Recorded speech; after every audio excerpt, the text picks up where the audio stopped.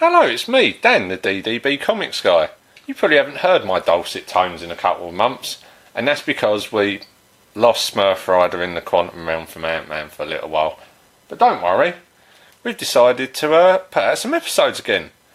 So this week's will be The Good, the Great and the Logan X, reviewing X-Men The Last Stand, Spider-Man 3, and Ghost Rider, not necessarily in that order.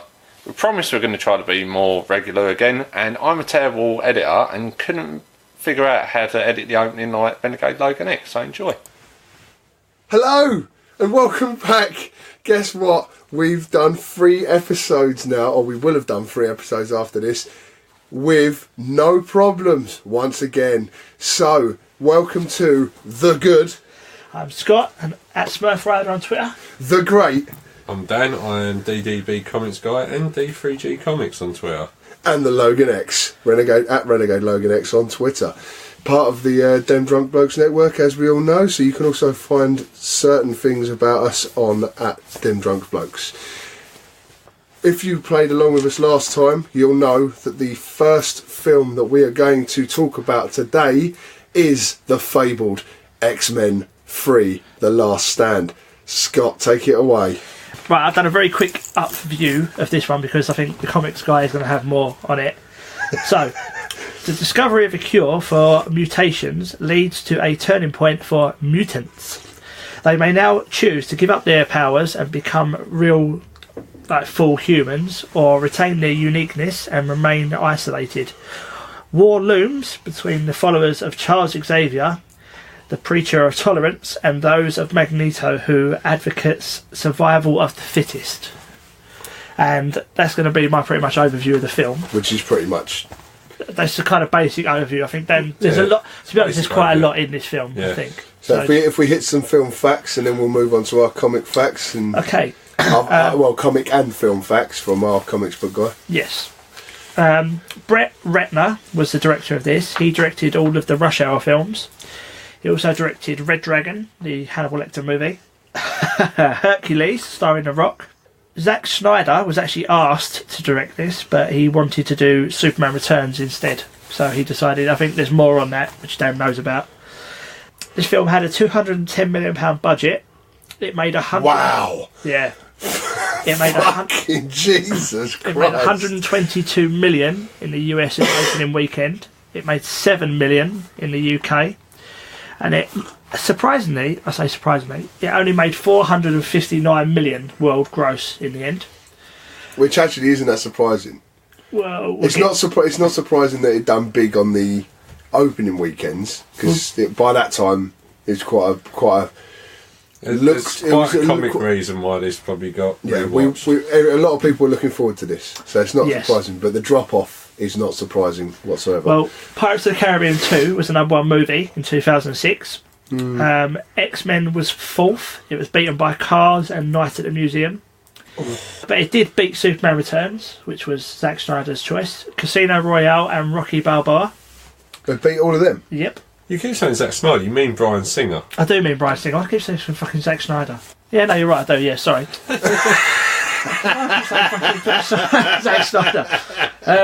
It confused my directors. This had a body count of 200, so a massive amount of people died in this movie. Fuck.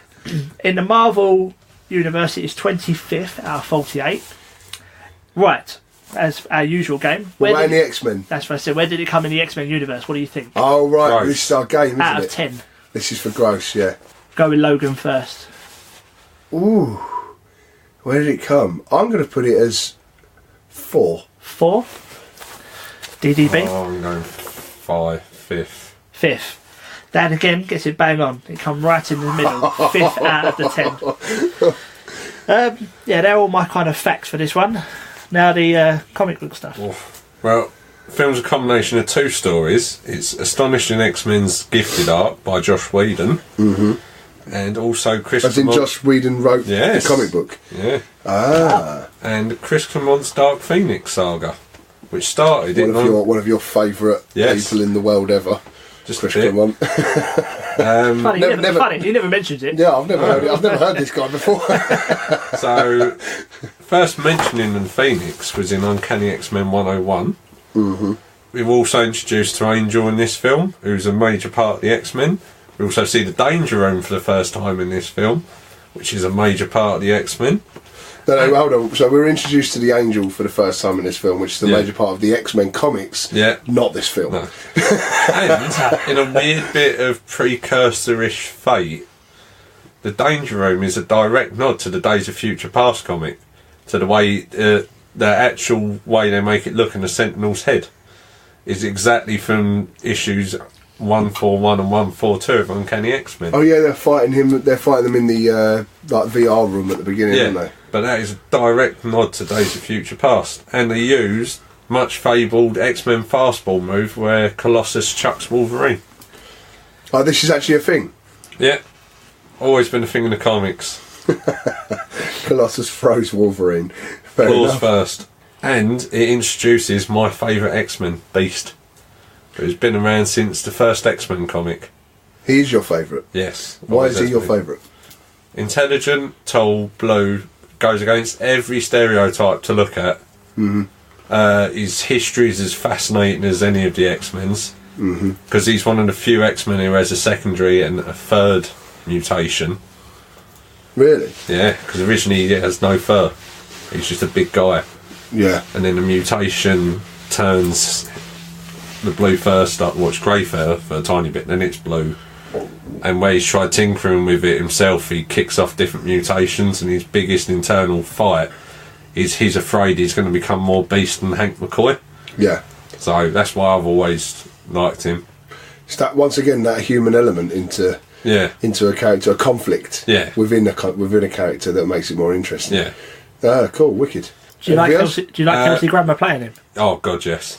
Perfect casting. I thought he was good as well, to be fair. You got the Morlocks, who are an important part of X-Men lore, Which are? who Magneto goes to see in the church. Right near the start of the film. No, I know Blake what you're talking- Cook. I'm trying to say because other people might not know who the Murlocs are. That's Yeah, no, that's they're like very, very important to X-Men lore. cool.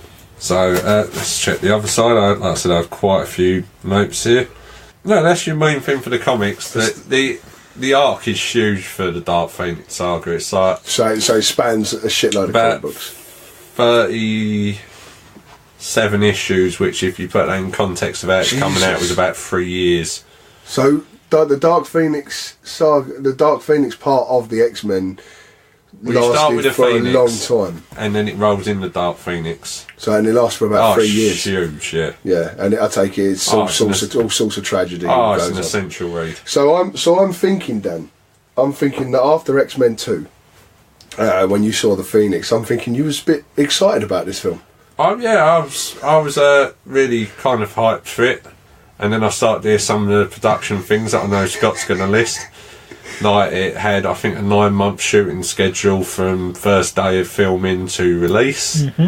It went through 3 different directors. Did it really go through 3 different One who was a future X-Men director. It was exactly that reason Dan was saying as well. The guy, he felt too rushed. Matthew Vaughn, so he decided to walk away. Oh, because They he just didn't give didn't enough feel time, like. yeah. So this film, all right. This film suffers a lot, I think, from its identity.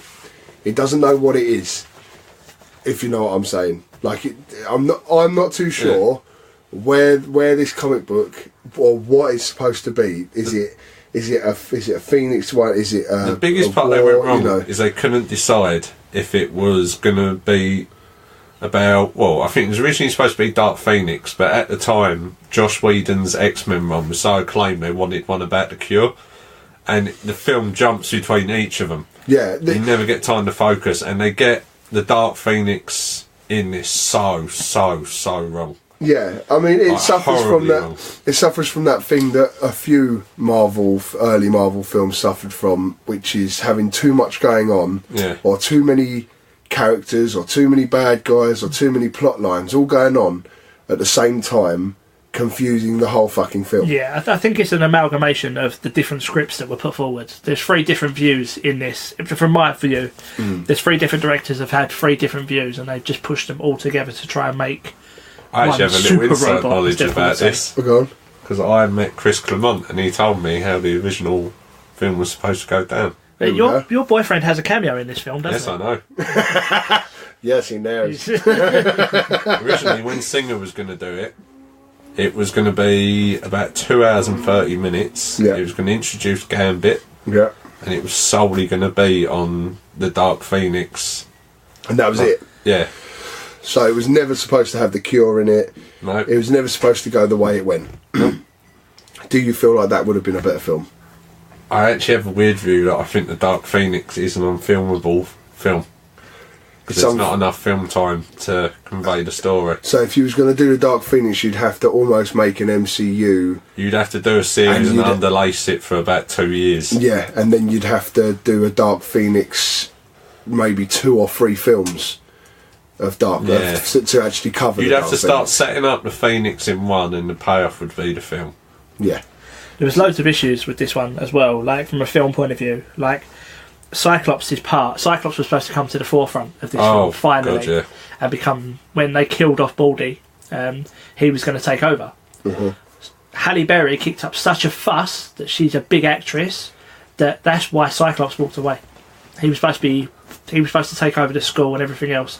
Halle Berry which is actually the way it's supposed to go in the comic books. Because we've heard this from previous episodes. Knowing this from watching it, so you're right. So knowing, see, now that never made sense to me, because obviously knowing the inside knowledge from the comics guy who says that in the comic books it's Cyclops that takes over the school, and then seeing the way it went, and they killed Cyclops off literally within the first 10 minutes of the film. Nothing. He got a very good, cool motorbike scene in there, riding to the thing, and then Storm has been in charge of the school, but it was always supposed to be Cyclops. It felt very forced in this film. I felt like Cyclops was killed. You didn't even see Cyclops die. Like, I have to make a bit of a... He didn't have a very good death. I didn't even know he died until they said it later on in the film. It's supposed to be left ambiguous, because they left it till the end to decide what they wanted to do. Ah, that makes sense. But I need to make a bit of a Storm retraction from the previous X-Men film. We've got her origin slightly wrong.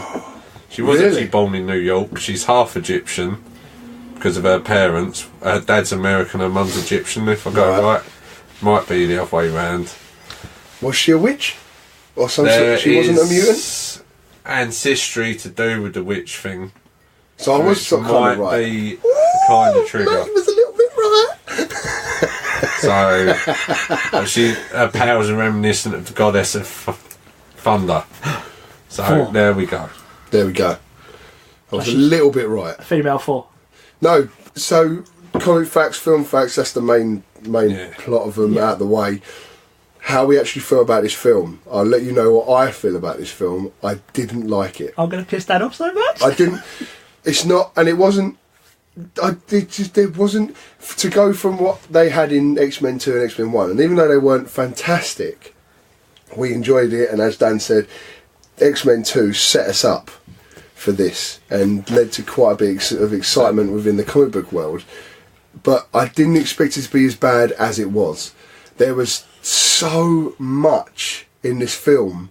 It was like just overload of information. They were throwing characters at you left, right and centre. It was like they were in such a rush to just push all of these different characters on you. It was. No, but you see what I'm saying? It's a runtime, it's an hour and 40 minutes. It's ridiculous. The amount of characters that they're trying to throw in there. I mean, like Vinnie Jones, Juggernaut. I hate him just so much. So unnecessary. Do you know what I am? I'm the Juggernaut, bitch. No, you got in there because of an ongoing internet meme at the time. Because of a what? It was an ongoing internet gag where someone had dubbed over the X-Men cartoon, and all you keep saying is, "Don't you know I'm the Juggernaut, bitch. You trying to stop me? I'm the Juggernaut, bitch." Really? That is where it comes from. Fuck's sake. But it was just, unnecessary. I mean, like, they were throwing all these different characters in there. I can't remember the names of half these characters because they were just unimportant. Do you see what I mean? There was so much.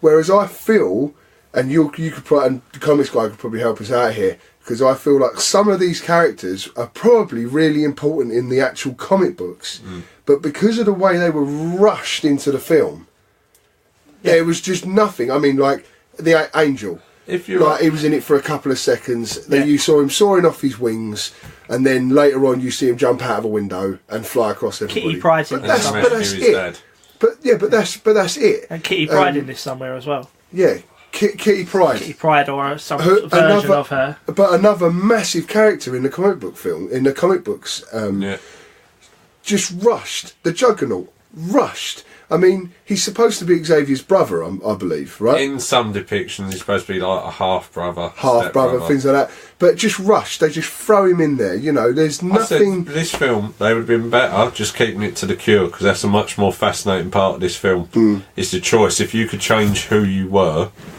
would you? Yeah. To me, that's the conflict, like Rogue has. How can you tell someone who's never been able to touch someone that you can't... That if you've got that choice now, can you do it? It's not a thing of changing who you are. Some people... It's a choice of being... Some people, they can carry on their normal life. For other people, they look... Which is a weirdly super relevant point as of 2018. Yeah, I mean, the best conflicts within that film was Rogue and Hank. Yeah. They were the best two conflicts, because they were both massively conflicted in the fact that they could change their... One could change the fact that didn't want to change, but Hank didn't want to change. But in the comics, it's him who struggles the most with it. Yeah. How wasted was Mystique in this film as well? Just to cure her right at the beginning and make her a non. Oh, there's so many different problems. Why is Xavier the opposite of how he's been set up in the films? You jump back to what he was like in the comics in the 70s when he comes back. His decision, how he is in the first two films, how he explains what he done to Jean, you would never believe it in a million years. Why would he repress someone? That's not how the Dark Phoenix works in the comics at all. It's a cosmic presence. But why is he trying to stop someone being who they are? Yeah. I'm going work. to say now, and it's going to upset both of you. I enjoyed this one more than the second. Oh, for fuck's sake. I hate the second one bored the tits off me. Certain parts of it were good. I felt this one had more stakes. Because coming in, I don't know anything about the Dark Phoenix. To me, she's a scary ginger bird who gets these cool powers and destroys stuff. So for me watching this, I was like, oh, she's all of a sudden gained all this power. That's quite cool. Cosmic entity travels through the galaxy looking for the strongest of the strong, senses Jean's powers and latches onto her. Yes, you don't get any of that. Like, I mean, obviously, watching this, you're not going to get any of that. Yeah, so for me, this film felt like it had more that's stakes. what you're saying. That's the difference between the comic and how they've done it in the film. That's what I'm saying. Like, for me, this felt like it had more stakes. The actual storyline of whether they should be mutants or not, I think was really, as you both said, was really good. Like, that's the whole point of the X-Men. Are they evil mutants, or should they be brought into society? The point of the X-Men is acceptance. Just because someone is different, does that make them worse? It's humans' worst things. Yeah, they fear things that are different to them. Yeah, that's what I think. That's basically. I thought that was done really well in this film. So personally, I enjoyed this. There's that conflict there where they've got the chance to be accepted. But it's also you got the weird flip, like as Magneto fears. If the cure is an option, it's a choice at the start. Would it always remain a choice? No, it's a double-edged sword.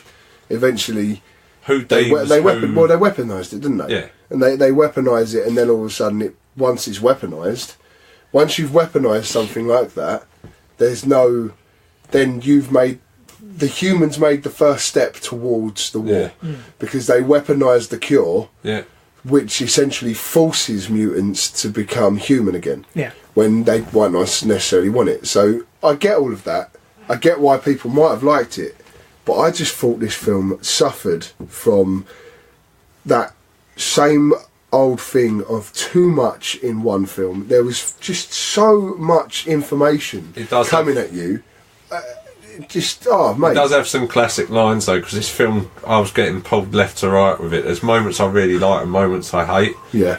Like the part where Magneto goes into the Morlocks, and it's the way he delivers it. It's so pulls up. She's like, "Where's your mark?" And he's like, "My dear, I've been marked before, and I will not be letting it happen again." I was like, "Oh, there we go, pure Shakespeare." Oh, I was saying, Scott, I've got another one lined up. Go on. Well, later on in the film, I love this. This is Hank McCoy summed up to me brilliantly. Yeah. Where they're fighting. Logan's like, "I thought you was a diplomat," and then he turns around and goes, "As Churchill." Where's that quote? I want to nail this. He goes, "As Churchill says, there comes a time when man must..." And someone hits him. "Oh, you get my point." I love that. It's just, Someone hits him and he goes, "You get my point." it's just like the other part. Like a quote, and I know they're desperate to get this in. It's just Beast always goes, "Oh my stars and garters," Really? and they actually do it on the plane when they're going to the final battle. Oh, right, fair enough. There's bits that they are bad, like the de-aging scene where they de-age Xavier. That was groundbreaking at the thingy. time. I remember one being like, "Oh my god, this looks is amazing." awful. The de-aging looks awful. I know what they wanted to do with this film as well. They wanted to do like a Star Wars thing with it. They wanted to have all the old people kind of their stories end in this one, and then do a new trilogy without any of the old cast in it. Which is fine. Yeah, but it doesn't really work. Like even the way this ends, it doesn't work. No, Like it's that. the way they It's kill not- Xavier's not good. The way they killed Xavier was But have you terrible. seen? Did you see the Yeah, extra scene? end credits. Did you right at see? the very I feel end. like Logan hasn't seen the extra scene. Where you Oh. said you. There's an extra scene You've after the seen credits. more- You're a Marvel fan, you should know this. No, not in the early Marvel films. First one to do it. It won't be the first. I didn't know this was the first an one. Where extra said. scene. Moira McTaggart, who's talking. Remember, he says earlier, "Oh God, this is like impression number 3." There's an extra scene at the end where there's a person laying in a hospital bed, Yeah, and a nurse comes over and checks on him and goes, "Hi, how you doing?" And then she can hear in her head Charles Xavier go, "I'm very well, thank you." no, he actually says it. That's the thing. He's the person in the bed. It's the whole setup from I earlier thought it in was. the I film. thought it was in her No, head. he's like in the class with Kitty. Goes, "Now, is it right if someone could put their presence into another body? Is that ethically correct?"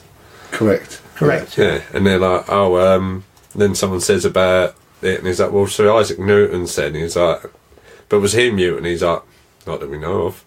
But in that scene, that is actually Patrick Stewart in the bed on the TV. Oh, really? Yeah. So he implies, and that's what the turn. Remember when he's dying, he turns to Logan and smiles. That's a nod at what he's about to do. To put himself into someone Put his else's- consciousness into someone who's brain dead. Ah, fair Yeah, so it enough. kind of spoils the fact that he's not actually dead. So I didn't know. And did So you I know didn't know Wolverine that and they, Storm were supposed to be a couple in this film?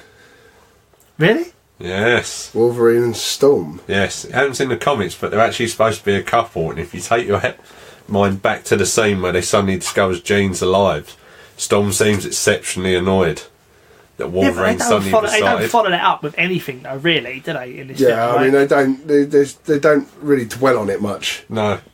I'm trying to find some of the good in this. Like I said, there's moments like when Magneto takes the bridge up in the air. I was like, yes, this is pure Magneto. No, that was cool. That was I That like yeah, that, that's like that is Magneto to like his power when that the mutant that can sense Yeah. the powers. Yes. And that's when you Well, the find out. albino kid in the prison. No, that's one of the Morlocks. That's not him. The Oh, one, right. the bird. She can sense powers. Oh, She yeah, says yeah. there's a level 1, level 2s, level 5s. Yeah. She actually says about this is when you find out how Yeah. powerful Magneto is, because she's actually He's a says I've class never 5. He's a class 4 or class Yeah. 5 or whatever it is. There's no one in here that's anywhere near as powerful as you because you're like, and he's a class 4 or something. And then when you see him lift up the whole of this, where is it? It's San Francisco. Is that the Yes, bridge? I think Golden so. Gate Bridge, we're saying. Yeah. Yeah. We're not American. Yeah. He lifts up a big famous bridge, Big metal one. big metal bridge. But like the power to be able to do that just shows you how powerful he is as a character within Marvel itself. There's not a lot of characters. There is not a lot of superheroes within Marvel that could do something as extravagant as that. I That could think the lift ending up of that an film, entire though, bridge. sums up that whole film. It is a dart between both good and bad. Like you have moments like where you've got like the whole Juggernaut smashing through the building and her calling him a dick and him getting frustrated and knocked out. Yeah. And then you've got the fastball one again where he stops Wolverine. He's like, "Don't you ever learn?" Yeah. And he's like, "Actually," and then Beast just appears like Yeah. straight in the chest. Does Yeah. it with the cure. I don't know about you guys, but you know what? That really upset me.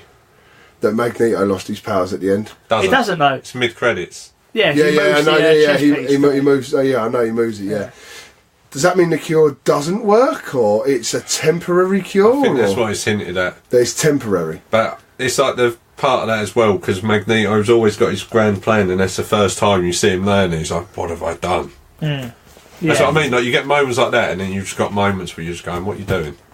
Yeah, I think there's some good stakes in this film. I'll give it that. Like, so this is going to be a fun one to score, isn't it? yes, Logan. Yeah, I mean, I think we talked about it enough. We're all very well, especially me and Dan. I think are very conflicted about this film. Yeah.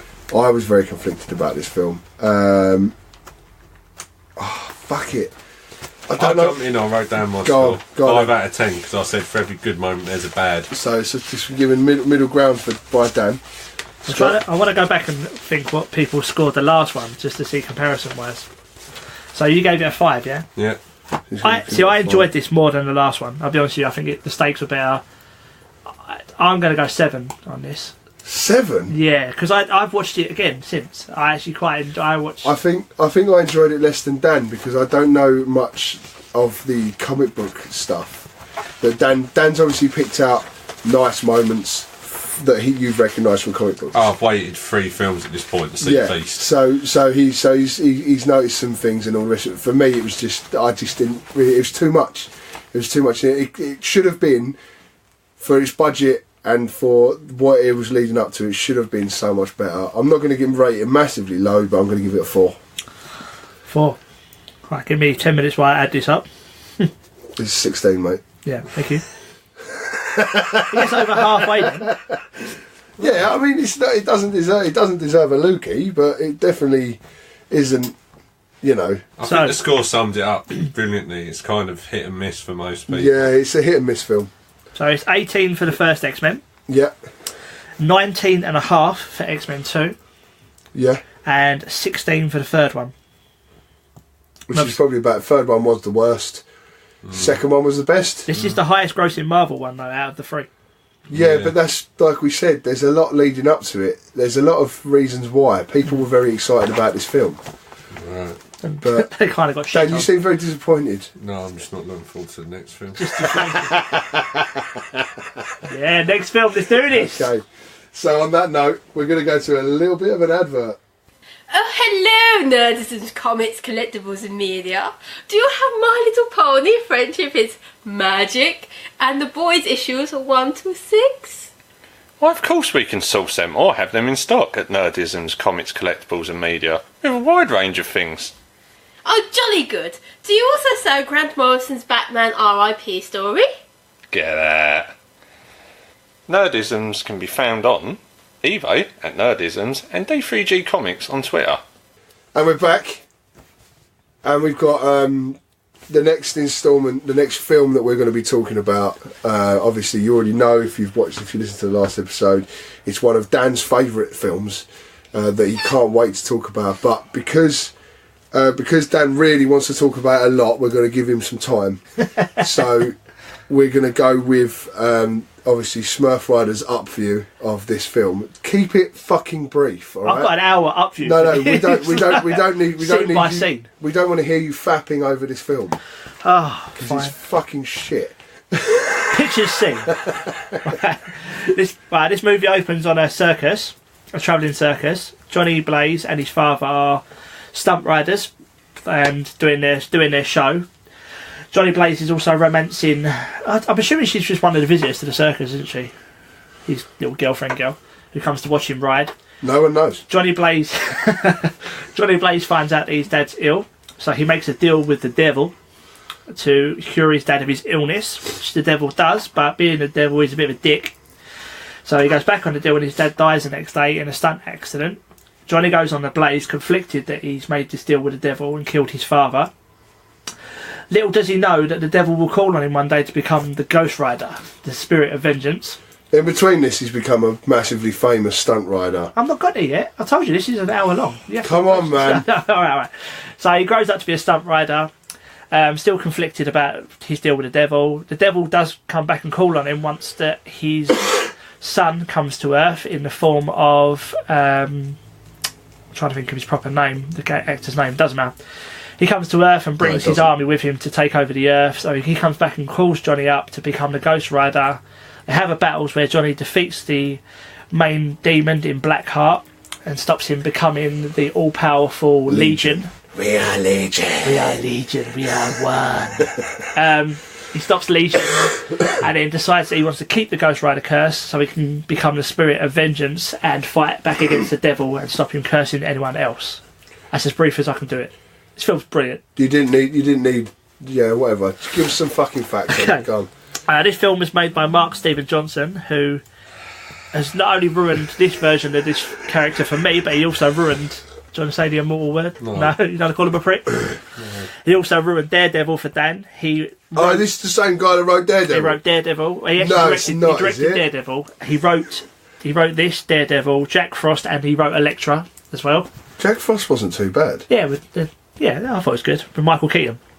No, I'm thinking of the wrong film. That was shit too. Go on. This film had a £110 million budget. Yeah. This had a £110 million budget.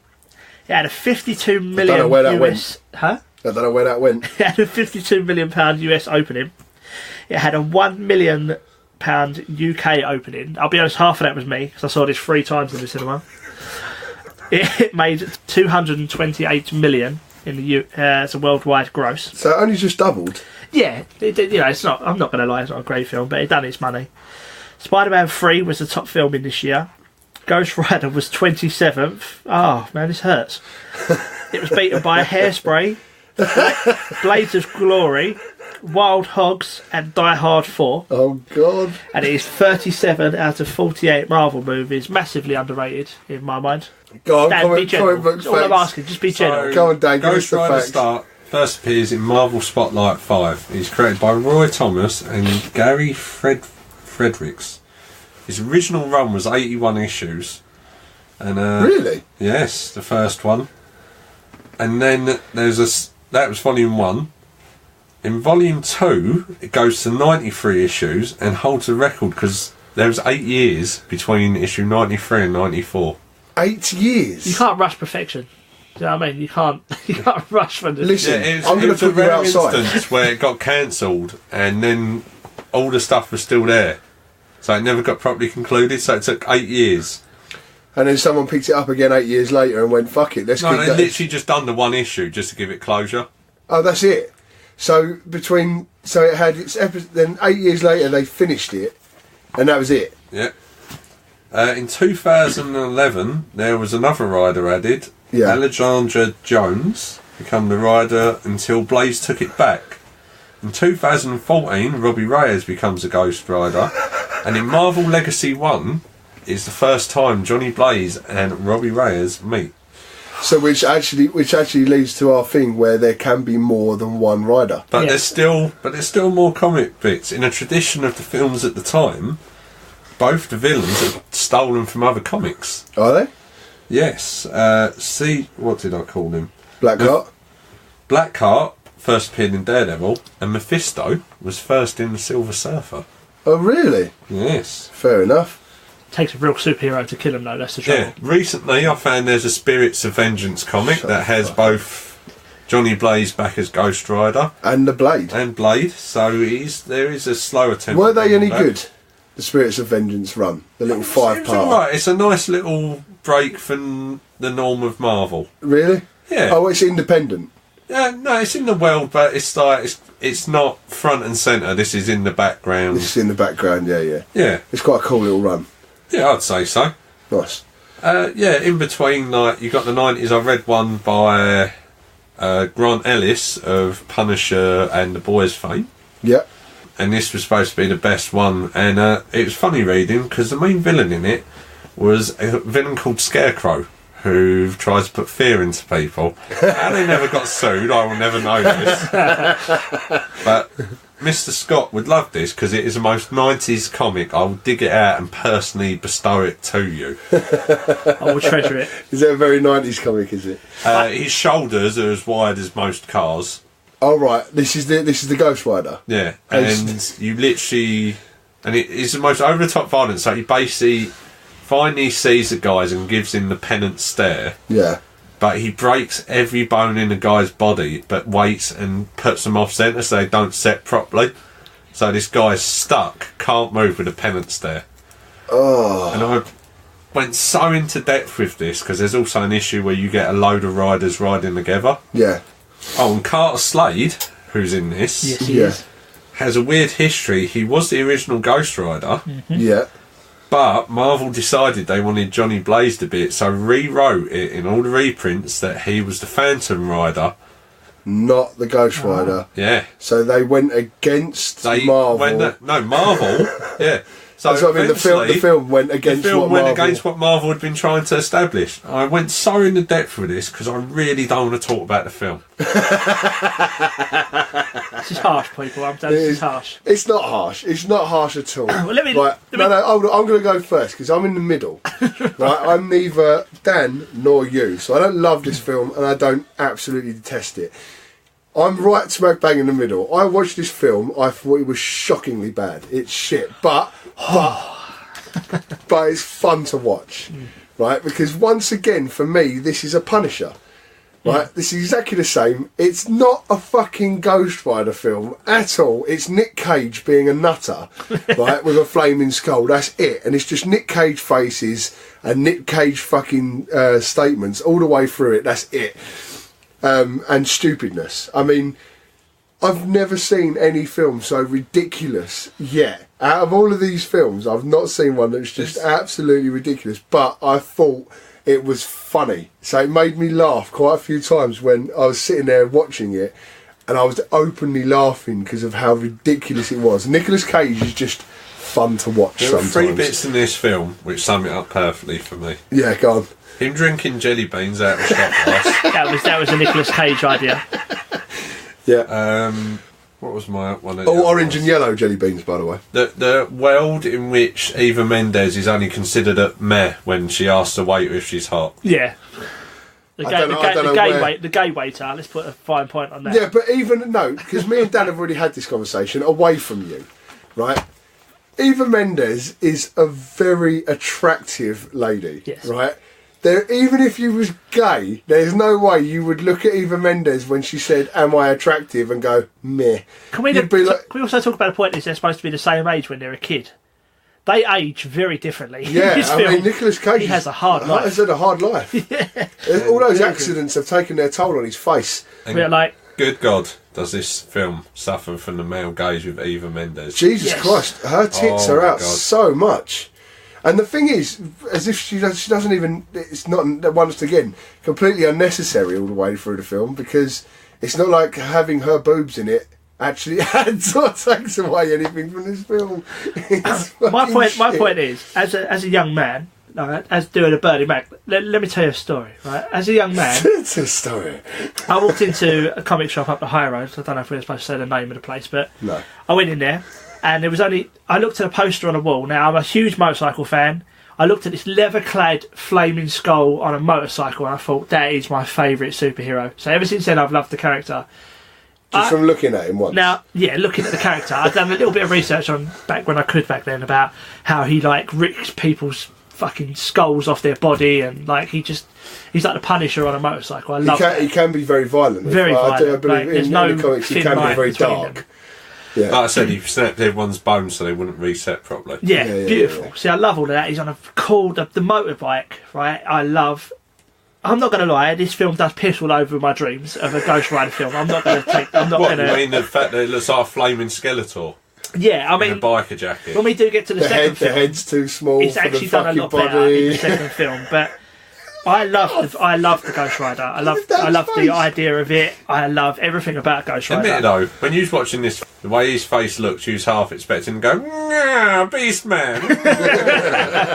It's not. Yeah, again, there's nothing in this. It's not the Ghost Rider version that I want to see. And originally, Johnny Depp was first picked to play this part, and it was going to be a hard drinking, drug taking Johnny Blaze, the way the comics, I believe, in the comic books. Yeah, he's supposed to be Evil Knievel, basically. Yeah, but this is how he's supposed to be. This drug taking, so Johnny Depp was going to do the fucking part. Loser, basically. It took too long writing the script, so he had to pull out. So Eric Bana, Incredible Hulk, was going to take over, but he decided to do the Hulk instead, so he didn't do this film. So enter Nicolas Cage, who's a huge comic book fan. He's got a big Ghost Rider tattoo on him. He had to cover up. Yeah. He had to cover up the tattoo.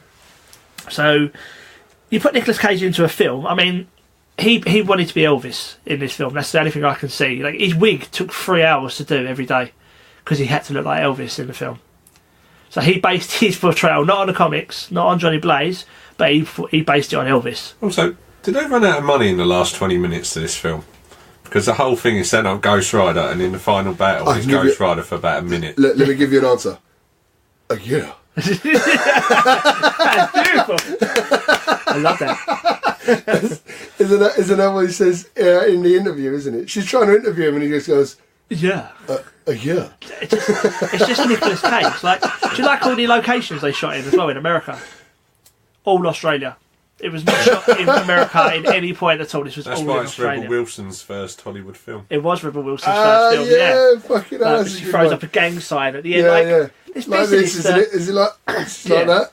There's bits of this that I Of course love. there I mean, was. it's not a great film. Like The Penance there. Like, I love the idea of The Penance there. And then when he first grabbed hold of that guy, I was like, this is going to be great.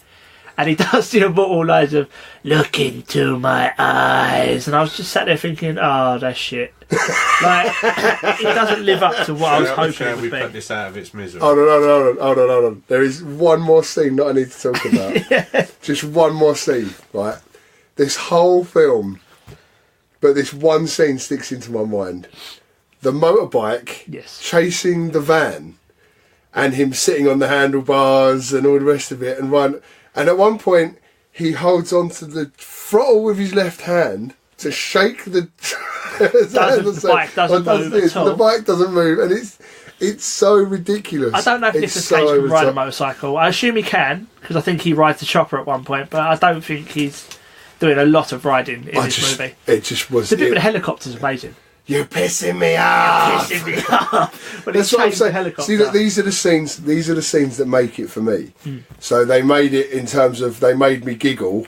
So, like, that's why I was laughing. Like where he nicks the guy's jacket, that Nice scene, jacket. you know, that sort of thing, and like the interview. Oh yeah, you know, that sort of shit. Those sort of things made me laugh, so they made me enjoy it a bit more. But apart from that, it was a shit film. Can I give you a little bit on the Hell Cycle? The Hell Cycle motorcycle that I love, right? That's a real bike.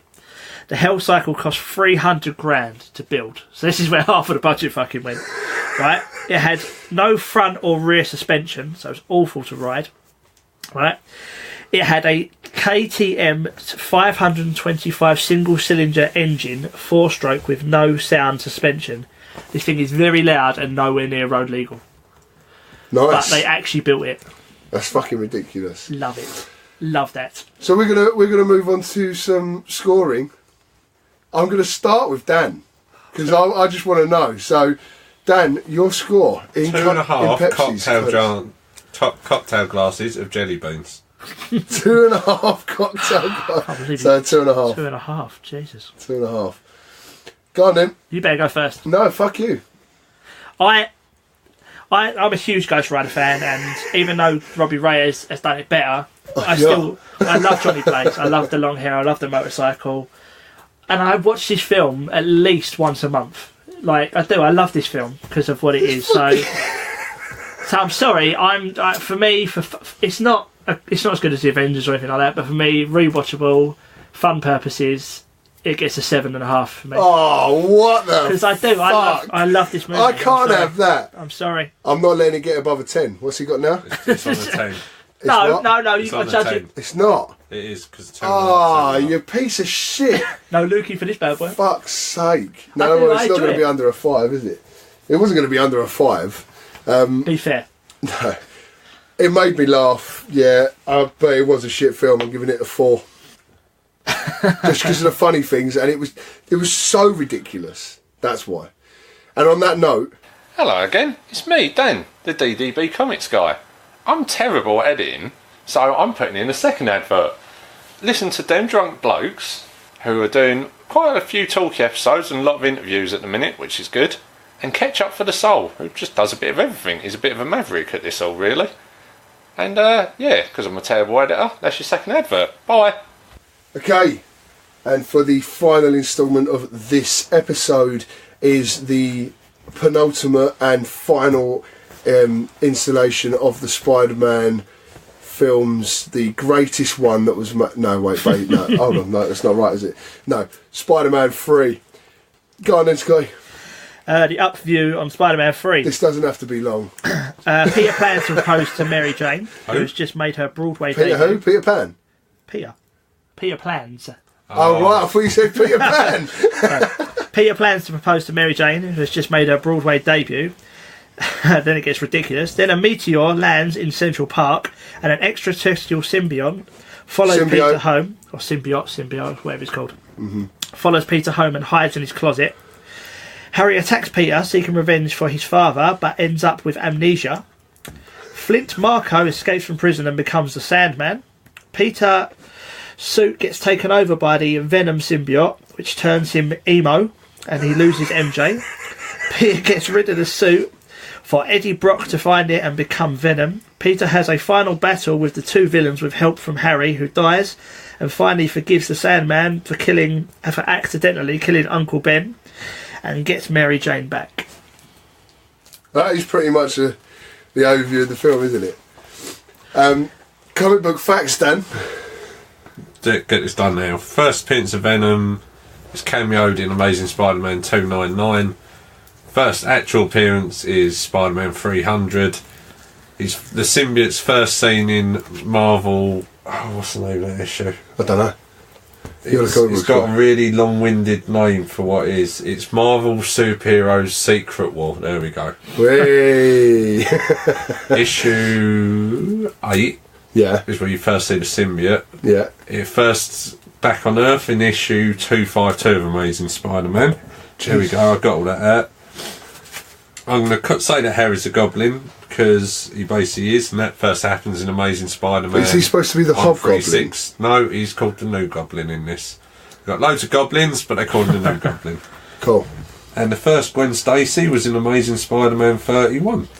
And a death, which is quite well known, was in 121. Yes. That's that. It's had a budget of 258 million. Fuck! But they threw everything at this. It made 151 million in the US opening. Well, you can tell the graphics are a lot better. It made 11 million in the UK, so the biggest so far, I think, in the MC world. Fair enough. It made 554 million worldwide. Spidey 3 was the biggest film of 07. Yeah. Beating Shrek 3, Pirates 3, Harry Potter 4, and Transformers. And it's 5th out of the 48 Marvel films, so it's right up there. Wow. So first Sandman was Amazing Spider-Man 4. This film actually took 2 years and 10 months to make, and it was almost 2 movies. It was that they had, because obviously there's so much in this fucking film, so they was actually considering splitting it into 2 movies. There was going to be... I think that would have been a better bet, to be honest. Oh, there's a whole thing that goes with this film. Yeah, there was actually going to be 2 more films that followed this as well. And there was going to be... I can see why there wasn't. Huh? I can see why there wasn't. Yeah, well, I mean...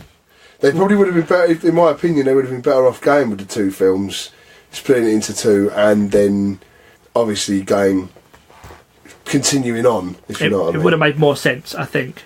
Well, if you think the next 2 films would have had John Malkovich as the Vulture.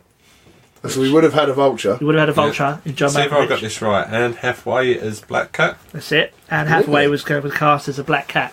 Oh, cool. So with this film, I quite enjoy parts of it. I came back to this dreading this, because I remember watching it first time not liking it. I didn't hate it as much this time, but I think some things... Do you want a confession that my wife will agree with? Go on. I got so bored of this film, by the end she had to wake me up twice. See, really? Yeah, I fell asleep twice watching it. It's awful. There was bits of it that I quite like the Sandman. I don't understand. Why make him Uncle Ben's killer? There was no point to that at all. Was he Uncle Ben's killer? I don't think so. No, it was just a lazy... They thought we got the Sandman in this. How can we tie him to it? This is something my wife said, and this made me smile. So when Sandman falls into that experiment they're doing, no scientist worth their money would just go, it's a bird, and carry on. Yeah, we'll just blag it, just in case. I'd be alright. This suffers from the same thing, for me, that X-Men Last Stand suffered from, which was just too much going on. It seemed like there was more than one storyline going on, maybe, Dan? More than one... Oh, there was about 5, I counted. So that's where another problem... And that's not even comics. Yeah, I mean, it was so much. There was, once again, they did this thing where they're trying to cram Venom. There's one Venom brilliant is scene I love huge. from it. Can I hear the real story of Venom? Because this feels like a ridiculous. That's the problem. See, from what I know, my limited knowledge, and what Dan will probably tell you, Venom is huge as a character. It's a setup. He's got such a massive backstory. How can you the idea shove is him in there? it attaches himself to Spider-Man's suit, and Spider-Man gradually notices his changing. Yeah. And the idea of the symbiote is affected by who the host is. So how they are, it starts to reflect. Yeah. It amplifies your traits, doesn't it? Your emotional traits. It took from issue 252 to basically 300 for them to slowly explain the symbiote and create Venom. Yeah, so it took 50 odd episodes, 50 odd comic books to explain Venom, and they've tried to throw this massive character within, and they've done him within sort of what you actually get to this small little bit of knowledge about Venom over about half hour, 40 minutes. And give him the weirdest arse mouth when he speaks. Venom. Yeah, I hated Venom in this. I hated Venom in this. I'll be honest with you. And this is what's putting me off the new film. Like, I have no love for Venom at all. I don't. Not from Spider-Man 3. You won't. I think I'm hoping that when the new film comes out, they'll have done it properly. The CGI in this is terrible. The CGI is terrible in this. I think Venom looks ridiculous. There's one moment I love in this film though, and just because I gave it its own voice, because you kind of see the symbiote attach, you don't see it for 20 minutes. Then Peter, I think it's Mary Jane, shuts the door, and you can almost give the symbiote the voice it's moving. I'm not here. Carry on. She's hiding. You can't see me. It does suffer from being cramped. It's a very cramped film. Yeah, they've tried to throw so much. Like, they've thrown Gwen Stacy in there as a news report, like, for no reason at all. Hold on. Emo fucking. Oh, that's my favourite thing. I love the dance. I absolutely love the dance. 'Cause it sums up that film. It has no point in going on too long. No, just pointless. Like, there's too much in it. Like, I know originally Sam Raimi wanted this film to have the Lizard Man in it. Like, he set Kurt Connors up in the original film. Yeah. So, it's Avi Arad kept vetoing him all the way along. Like, Sam Raimi was massively stifled on this film with what he wanted to do. So I think he kind of had to work with what he had left, but it just. I don't know. I hated Venom. The Sandman was just pointless. I don't see the point of that. That was the problem. He's an interesting character because he's not an out-and-out villain, but you don't get enough time with him. This is a problem. Once again, the time that you got to spend on each bad guy just wasn't there. It was too cramped. If you look at the difference between number 2, where you really had that chance to build this character in Doc Ock.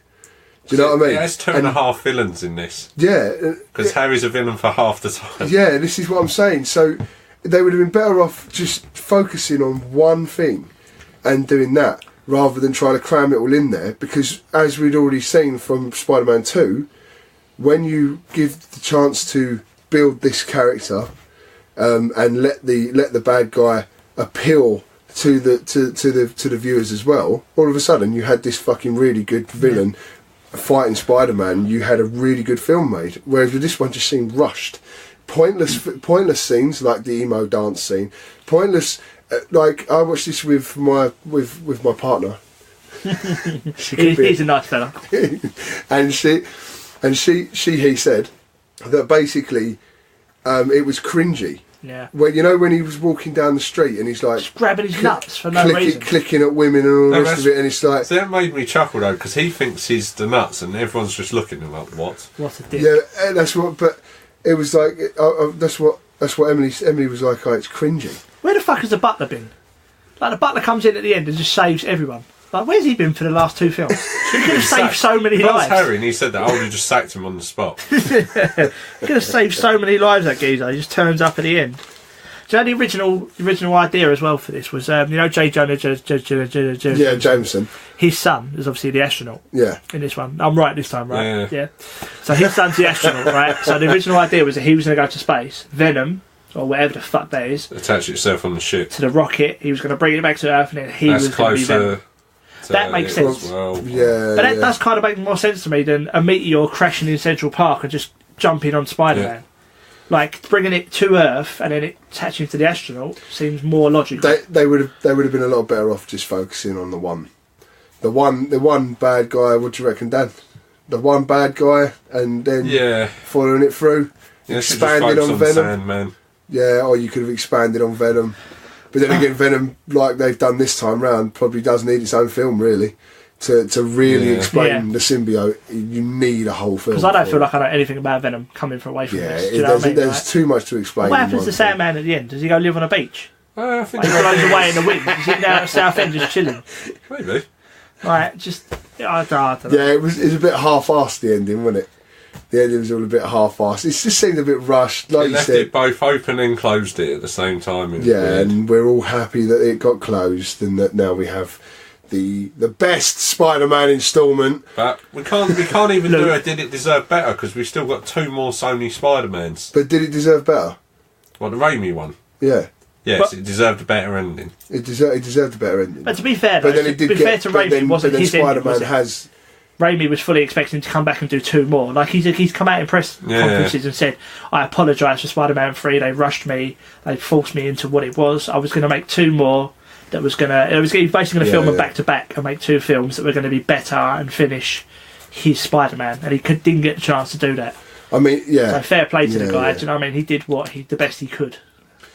So on that epic note of Score it. actually being on the director's side for once, we're going to give it its scores. So we're going to start with the comic books guy. 3 out of 10. 3.